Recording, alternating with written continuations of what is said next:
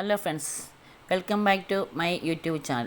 കുറച്ചധികം നാളായി നമ്മൾ കണ്ടിട്ട്, കുറച്ചധികം നാളായി നമ്മൾ കണ്ടിട്ട് എന്താ കാണാഞ്ഞെന്നുള്ളതിൻ്റെ കാര്യം, ആ സസ്പെൻസ് എന്താണെന്ന് ഞാൻ പുറകാലം നിങ്ങൾ അറിയുന്നതായിരിക്കും. ഇന്ന് ഞാൻ എൻ്റെ പെറ്റ് റോക്സിയം കൊണ്ട് അവിടെ നെയിൽ വെട്ടാൻ വേണ്ടി പോകുന്ന യാത്രയാണ് കാണുന്നത്. അവൾ ഭയങ്കര എക്സൈറ്റിംഗ് ആയിട്ട് വെളിയിലോട്ട് തലയൊക്കെ ഇട്ട് കണ്ടുകൊണ്ടിരിക്കുക. തിരിച്ചു വരുമ്പോൾ ഈ എക്സൈറ്റിംഗ് ഉണ്ടോ എന്ന് നമുക്ക് അറിയണം. അങ്ങനെ ഞങ്ങൾ പൊയ്ക്കൊണ്ടിരിക്കുകയാണ്. അവൾ ഈ വഴിയോര കാഴ്ചകളൊക്കെ കണ്ട് വളരെ സന്തോഷത്തിൽ കാറിൻ്റെ ഗ്ലാസ് തുറന്നിട്ടേക്കുന്ന കാഴ്ചയും കണ്ട് ഇങ്ങനെ പൊയ്ക്കൊണ്ടിരിക്കുകയാണ്. വഴിയിൽ പോകുന്ന എല്ലാ മനുഷ്യരും ഇവിടെ ഇങ്ങനെ നോക്കിക്കൊണ്ടിരിക്കുകയായിരുന്നു. എന്തോ ഒരു കാണാത്ത മൃഗത്തിനെ കാണുന്ന പോലെ തന്നെ അവളും അതൊക്കെ ആസ്വദിച്ച് ഇങ്ങനെ ഇരിക്കുകയാണ്. അങ്ങനെ ഞങ്ങൾ പൊയ്ക്കൊണ്ടിരിക്കുക. ഇപ്പം ഞങ്ങൾ ഏകദേശം ആ ഗ്രൂമിങ് ചെയ്യുന്ന സ്ഥലത്ത് എത്താറായിട്ടുണ്ട്.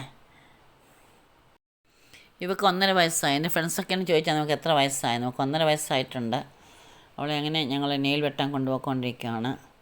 അങ്ങനെ പോയി ഞങ്ങളിങ്ങനെ അവിടെ ചെന്നെത്താറായി.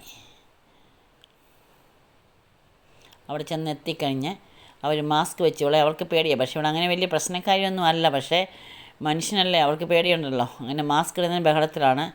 കുഞ്ഞാകെപ്പാടങ്ങ് പേടിച്ച് പോയി. അവളെ നമ്മളെന്തോ ചെയ്യാൻ പോകുന്ന മാതിരി അവൾ പേടിച്ച് വരണ്ടിരിക്കുക. അങ്ങനെ മാസ്കൊക്കെ ഇട്ട് അവനെ എടുത്ത് നഖം വെട്ടാൻ വേണ്ടി ടേബിളെ കൊണ്ട് കിടത്തി.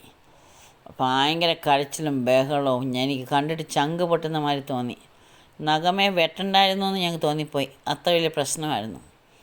നോക്ക്, പാവത്തിൻ്റെ കിടപ്പ് കണ്ടോ, എന്താ കഷ്ടം. അറക്കാൻ കൊണ്ടുവന്ന ആടിനെ പോലായിപ്പോയി എൻ്റെ കുഞ്ഞ്. എൻ്റെ മോൻ കെട്ടിപ്പിടിക്കുന്നു, എൻ്റെ ഹസ്ബൻഡ് കെട്ടിപ്പിടിക്കുന്നു. എവിടെ, അവളൊന്ന് സമാധാനിക്കണ്ടേ. അങ്ങനെ ഒരു വിധത്തിൽ അവിടെ നഖം ഞങ്ങൾ വെട്ടിയെടുത്തു. കാണുന്നില്ല അവൾ കിടക്കുന്ന കിടപ്പ്.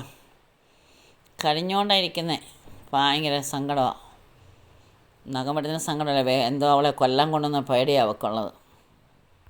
തിരിച്ചൊന്നും വീഡിയോ എടുത്തില്ല, കാരണം അവൾ ഭയങ്കര ക്ഷീണത്തിലായിരുന്നു. എന്നാൽ എല്ലാവർക്കും ബൈ. ഓക്കെ.